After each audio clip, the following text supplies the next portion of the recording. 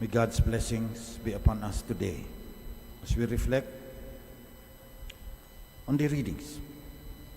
The Gospel tells us about the poor. When I was in Smoky Mountain, children were living around the garbage dump. And I got some members of the Brotherhood of Christian Businessmen and Professionals.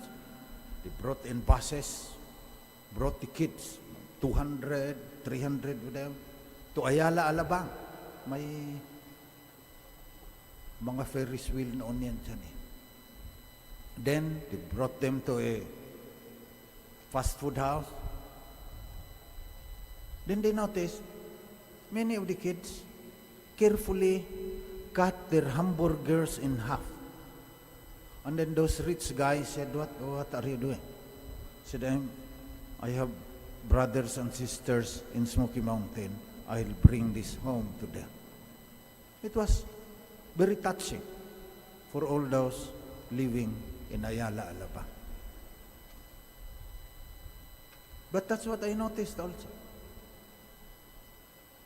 The poor have more empathy because they know you need others and you need God. So in the gospel today, poor widow put in 2 small coins. Just like many of you. There was not a single millionaire who helped us during the pandemic. It was people sending 20 pesos, GCash, and Paymaya, 50 pesos, 100. But there were very many of them who survived because of the generosity of poor widows and other people who are not millionaires. Hindi namatay sa gutom yung aming matatanda sa retirement home. Napakain din namin yung mga seminarista. Binuhay ninyo kami. Hindi mga milyonaryo ang bumuhay sa amin. Kayo yun. Nagpapasalamat kami. Kaya sa anumang pagkakataon, gusto namin sabihin na ito, may misyonaryo kami sa Mozambique. Galing yang Cordillera.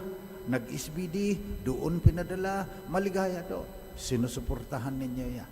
Sacrificial giving is what the Lord wants from us. Sacrificial giving.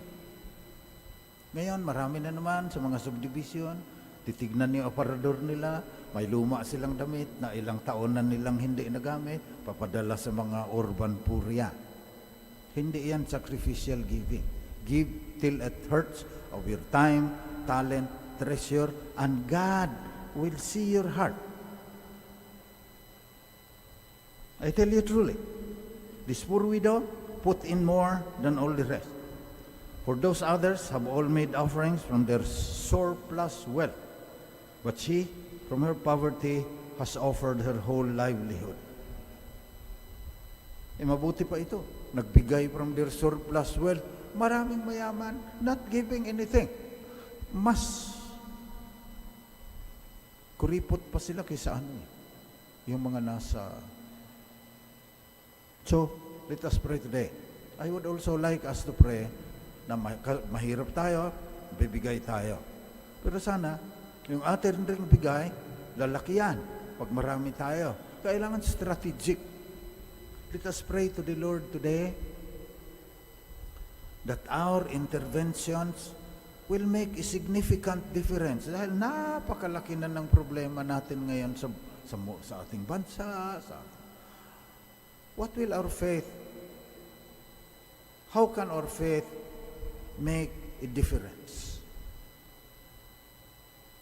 Kung marami tayo, it will make a difference. Lalo na ngayon na may AI, gamitin natin yan, we will make a difference.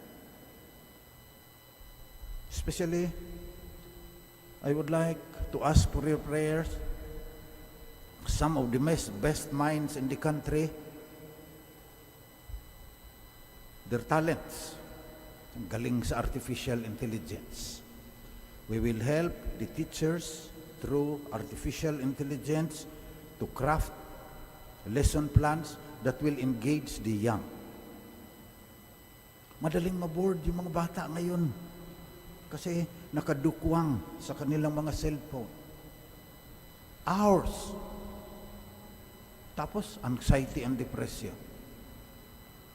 Let us pray that other people will donate their time and their talents, including money na rin, but yung talent, hindi mo mababayaran. We might be the ones. We are focusing on the out-of-school youth. We are partnering with the DepEd. Kasi nagda-drop out yung mga bata na naglalaro na lang ng video games doon sa kanila Tapos nagkakaroon ng psychological problems. So let us pray that we will have a giving heart. Let us engage in sacrificial giving, but let us also come together and discuss how this little that will become big can make a significant difference in the problems plaguing our country today.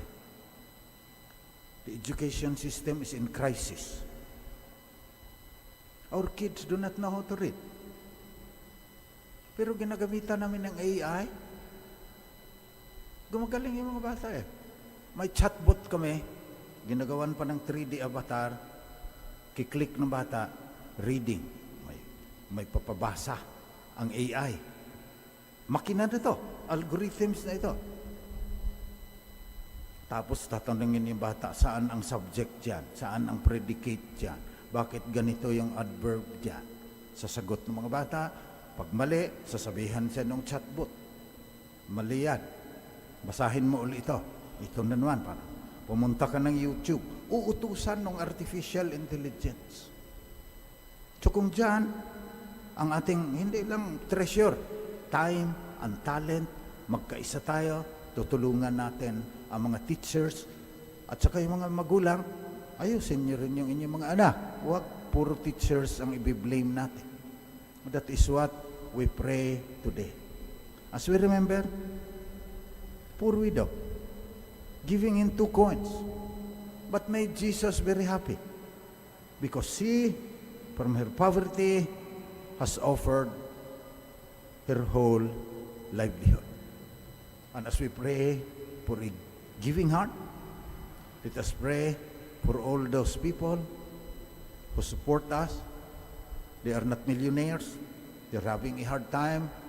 God will also reward you because God sees your heart.